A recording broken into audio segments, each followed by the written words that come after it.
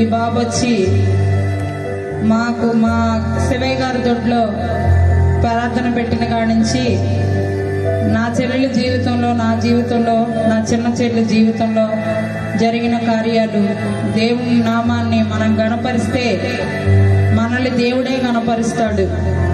ఎవ్వరు కూడా దేవుడు చేసే అద్భుతాలు మన మనసులో కాకుండా పైకి చెప్తే ఇంకా మనం చాలా కార్యాలు చూస్తాము. అందుకనే దేవుడు చేసిన కార్యం. మరి బిడ్డ వచ్చి మాకు ప్రతి వారం కూడా, ప్రతి బుధవారం కూడా అక్కడ వాక్యాలు చెప్తున్నారు. మరి నా బిడ్డలైతే ఈ బిడ్డ వచ్చేటప్పుడు నా కొడుకులిద్దరు కూడా సోమరపోతుల్లాగా, పనికిరాని వాళ్ళలాగా తిరుగుతున్నారు నా బిడ్డలిద్దరు. ఈ దైవజనుడు వచ్చిన కాంచి నా బిడ్డల్లో మార్పు వచ్చింది, చాలా మార్పు.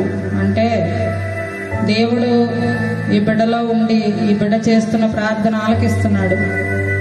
ఎందుకు పనికిరాని వాళ్ళని దేవుడు ఎన్నుకొని ఏదైనా చేయగలడు. నా బిడ్డల్లో మార్పు వచ్చింది. నా పెద్ద కొడుకు కాలు ఇరిగిపోయినా కూడా ఈ దైవజనుడు వచ్చి ప్రార్థన చేస్తే ఆ కాలు నయమైంది. ఇప్పుడు ఏదో వాళ్ళ బాబాయ్తో పనికి వెళ్తున్నాడు. నా చిన్న కొడుకు కూడా బాగా చెడు వ్యసనాలు, చెప్పుకోలేను ఆ మాటలు. దేవుడు